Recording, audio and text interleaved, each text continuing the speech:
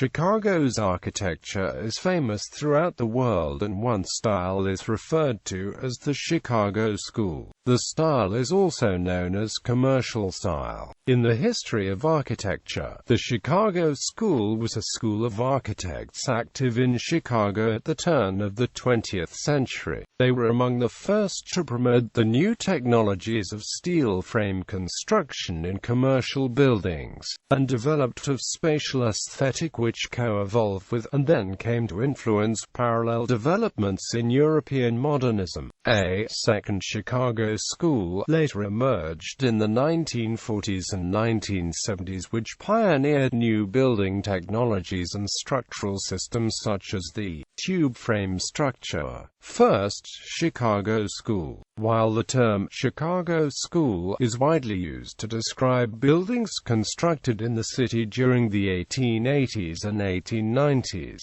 this term has been disputed by scholars, in particular in reaction to Carl Condit's 1952 book The Chicago School of Architecture. Historians such as H. Alan Brooks, Winston Weissman and Daniel Bluestone have pointed out that the phrase suggests a unified set of aesthetic or conceptual precepts, when, in fact, Chicago buildings of the era displayed a wide variety of styles and techniques. Contemporary publications used the phrase commercial style to describe the innovative tall buildings of the era rather than proposing any sort of unified school. Some of the distinguishing features of the Chicago School are the use of steel frame buildings with masonry cladding, allowing large plate glass window areas and limiting the amount of exterior ornamentation. Sometimes elements of neoclassical architecture are used in Chicago School's skyscrapers. Many Chicago School's skyscrapers contain the three parts of a classical column. The lowest floors functions as the base. The middle stories, usually with little ornamental detail, act as the shaft of the column, and the last floor are two, often capped with a cornice and often with more ornamental detail, represent the capital. The Chicago window originated in this school. It is a three-part window consisting of a large fixed center panel flanked by two smaller double-hung sash windows. The arrangement of windows on the facade typically creates a grid pattern, with some projecting out from the facade forming bay windows. The Chicago window combined the functions of light gathering and natural ventilation. A single central pane was usually fixed, while the two surrounding panes were operable. These windows were often deployed in bays, known as oriel windows, that projected out over the street. Architects whose names are associated with the Chicago School include Henry Hobson Richardson, Dankmar Adler, Daniel Burnham, William Holabird,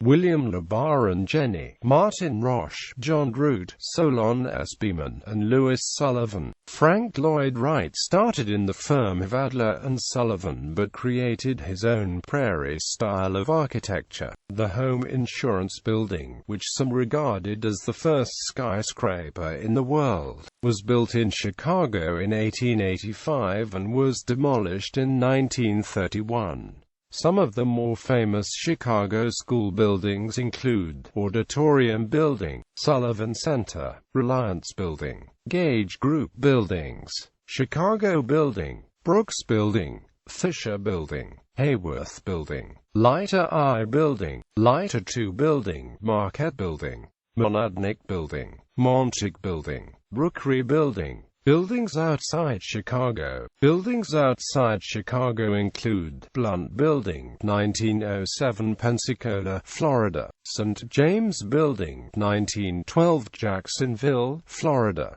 Wainwright Building, 1891, St. Louis, Missouri; Nicholas Building, 1926, Melbourne, Australia; Union Bank Building, 1904, Winnipeg, Manitoba, Canada; Consultancy House, Dunedin, New Zealand; Manchester Courts, 1906, Christchurch, New Zealand; Western Auto Building, 1914, Kansas City, Missouri; Second Chicago School. In the 1940s, a Second Chicago School emerged from the work of Ludwig Mies van der Rohe and his efforts of education at the Illinois Institute of Technology in Chicago. Its first and purest expression was the 860-880 Lakeshore Drive apartments and the technological achievements. This was supported and enlarged in the 1960s due to the ideas of structural engineer Fazlur Khan. He introduced a new structural system of framed tubes in skyscraper design and construction. The Bangladeshi engineer Fazlur Khan defined the framed tube structure as a three-dimensional space structure composed of 3, 4, or possibly more frames, braced frames, or shear walls, joined at or near their edges to form a vertical tube-like structural system capable of resisting lateral forces in any direction by cantilevering. For the foundation,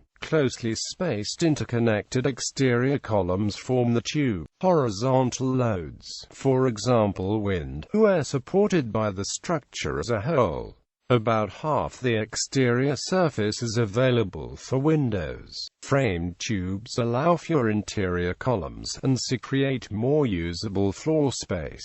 Where larger openings like garage doors are required, the tube frame must be interrupted, with transfer girders used to maintain structural integrity. The first building to apply the tube frame construction was the DeWitt Chestnut apartment building, which Khan designed and was completed in Chicago by 1963. This laid the foundations for the tube structures of many other later skyscrapers, including his own John Hancock Center and Willis Tower, and can be seen in the construction of the World Trade Center, Petronas Towers, Jinma Building, and most other super-tall skyscrapers since the 1960s. Today, there are different styles of architecture all throughout the city, such as the Chicago School, neoclassical, Art Deco, modern, and postmodern.